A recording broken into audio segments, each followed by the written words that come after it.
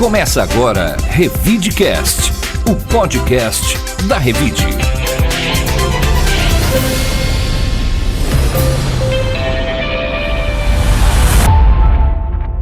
Revide.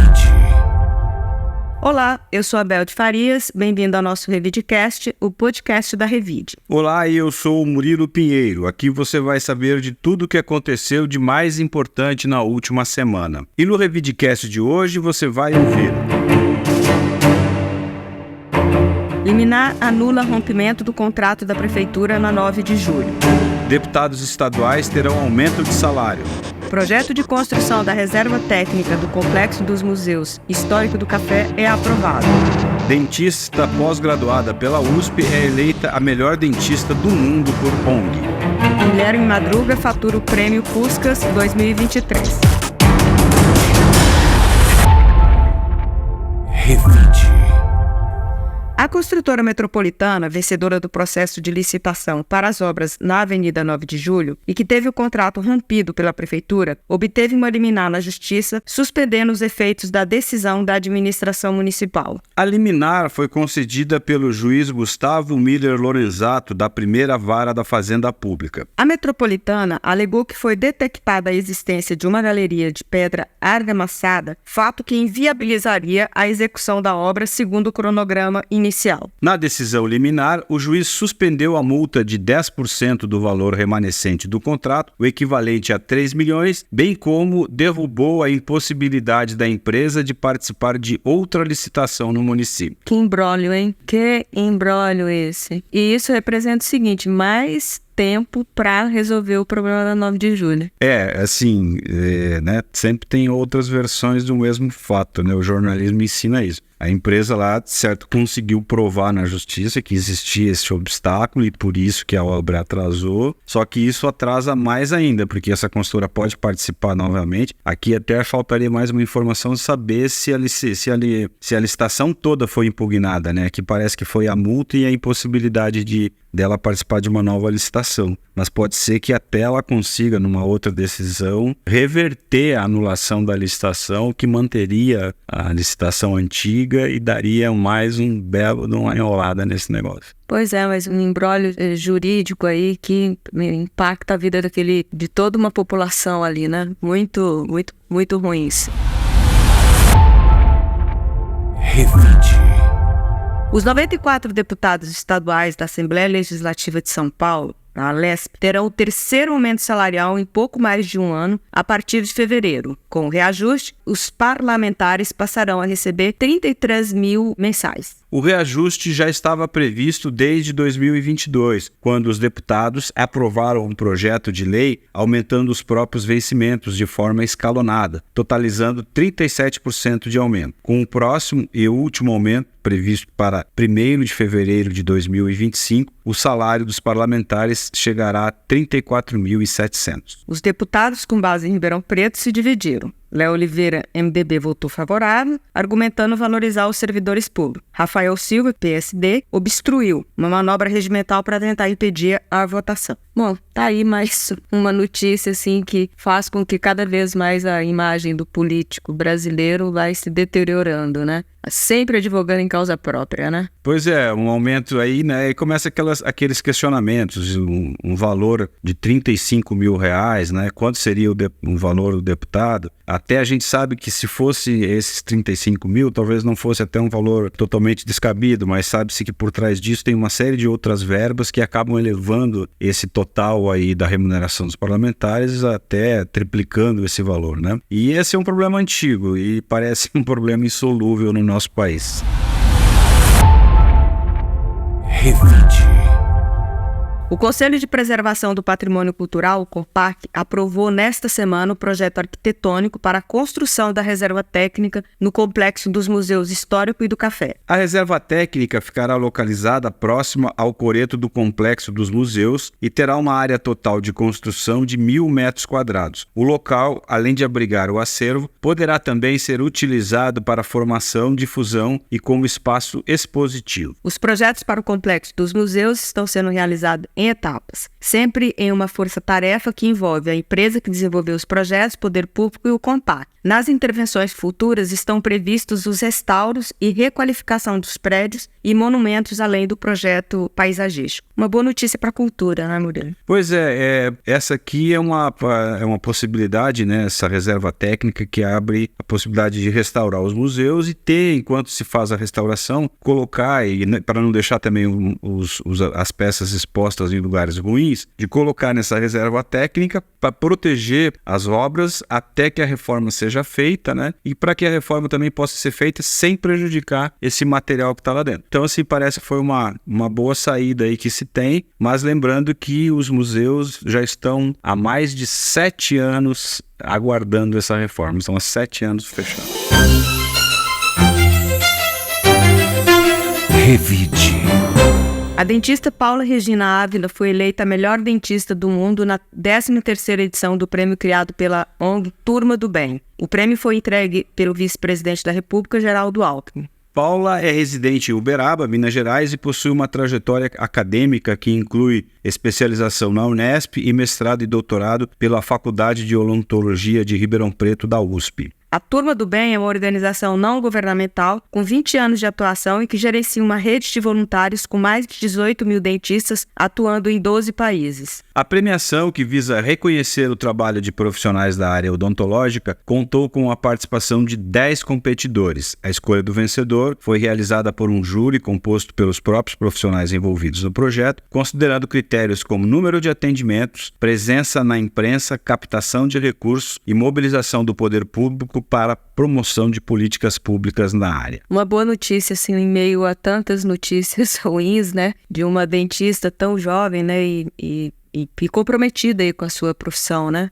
E que mais uma vez atesta aí a qualidade dos cursos, né, da nossa cidade, principalmente, né, o curso da USP e a Faculdade de Odontologia, que sempre se caracterizou por ter vários projetos sociais aí que foram criados dentro da universidade. Revide.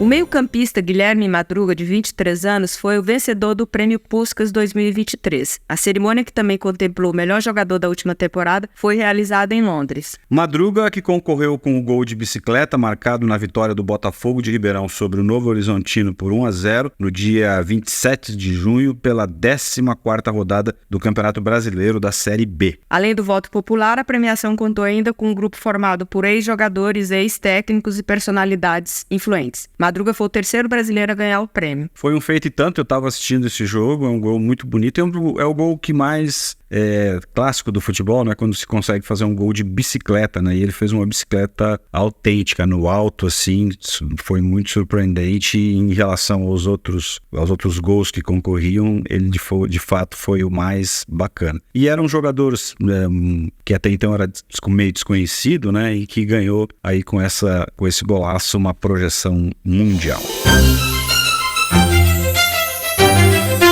Revide.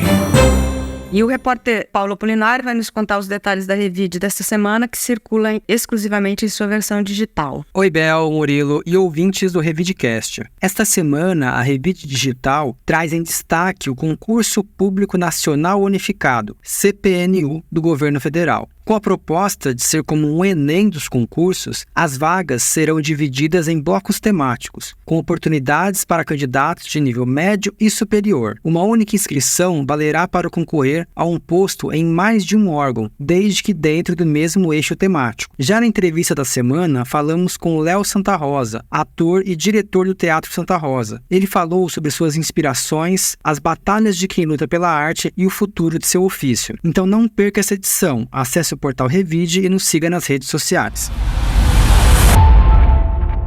Revide.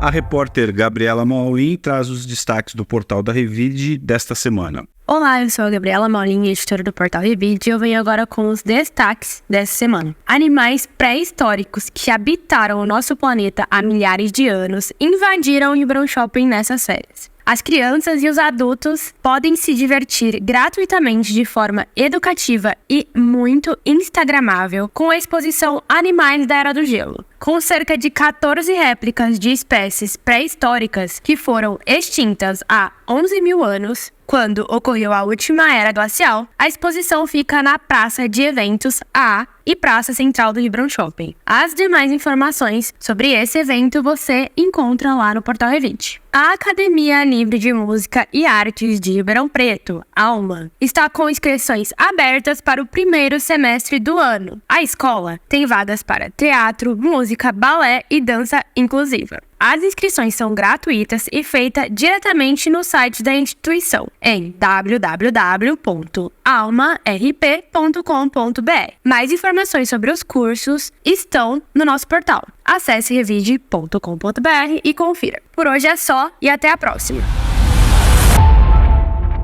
Revide. O professor Cleido Vasconcelos vai nos dar uma dica de filme ou série para o fim de semana. Boa tarde, boa noite, bom dia. Hoje, olha, antes de mais nada, eu queria dizer que eu não ligo muito pra animação, viu?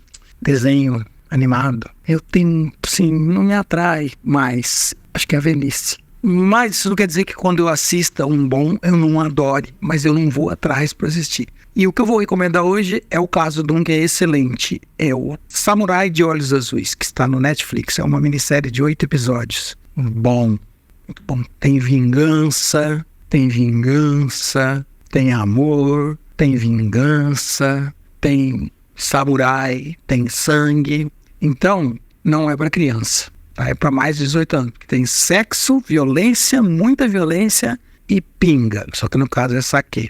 É maravilhoso. Aí não só o desenho, como o jeito que se conta, o roteiro, as indas e vindas no tempo para explicar porque que o samurai dos olhos azuis é assim. Uma pessoa tão revoltada.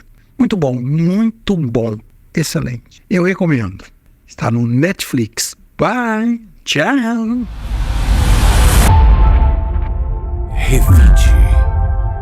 Bom, Murilo, o livro, conforme a gente combinou na semana passada, o livro que eu vou comentar hoje é o livro que se chama Anticâncer, Prevenir e Vencer usando Nossas Defesas Naturais. Esse livro é do médico francês David Servan-Schreiber. Esse livro, ele conta a história desse médico, que por um acaso, assim, ele descobre que ele tem um tumor no cérebro do tamanho de uma noz. Ele foi um médico e neurocientista francês, pesquisador das funções cerebrais, diagnosticado aos 31 anos de idade com esse tumor altamente agressivo. As estatísticas para esse tipo de câncer apontavam para uma sobrevida de no máximo 1 ano. Aí ele conta, nesse livro, que é determinado e tomando uma série de medidas para entender e deter o avanço da sua doença, ele sobreviveu após o diagnóstico por quase 20 anos. Ele morreu com quase 50 anos. No livro, ele conta essa história pessoal de superação, relata as mudanças de hábitos de vida que o fizeram sobreviver e manter a saúde por muito mais tempo do que o esperado. Além de analisar substâncias e atitudes que estimulam ou freiam o desenvolvimento de tumores cancerígenos, o Dr. Davi, ele discute os aspectos da vida humana contemporânea, o ambiente que vivemos, a alimentação, estados mentais e emocionais que favorecem o surgimento e desenvolvimento do câncer. Suas análises tornam mais claras as razões pelas quais existem hoje tantos casos da doença. Ao final do livro, é apresentado um manual prático das mudanças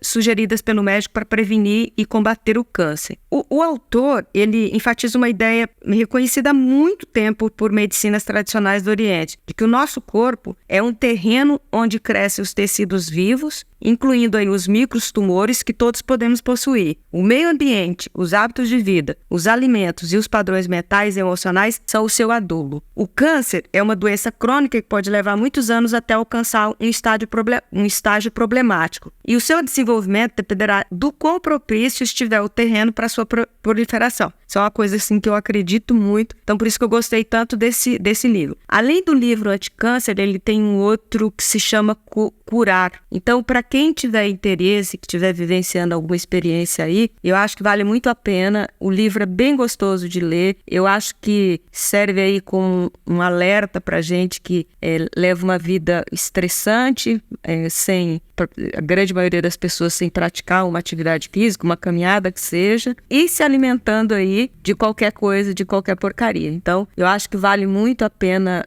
a leitura desse livro. Pois é, eu acho uma abordagem interessante porque é claro que todo mundo sabe desses fatores, né, que são dos hábitos de vida das pessoas, que são as coisas que as pessoas fazem no decorrer dos anos, mas o câncer sempre trouxe consigo uma abordagem muito mais de DNA, né, que se falava, que é a hereditariedade, que a gente percebe muito, né, o pai teve câncer, o filho teve câncer, né, várias pessoas, e aí ficou durante muito tempo associado ao câncer a uma questão genética hereditária. Mas, né, estão aí as novas publicações, os trabalhos mostrando que a questão dos hábitos das pessoas durante a vida também são um componente importante para definir isso. E uma das coisas importantes, né, que ele fala nesse livro é a questão dos orientais, né? Então hoje, o quanto que está cada vez comprovado que por exemplo, o povo japonês, né, os japoneses, eles vivem muito mais o tempo de vida em função muito dos alimentos, né? De como eles se alimentam. Então eu acho que vale, assim, até para quem não é muito fã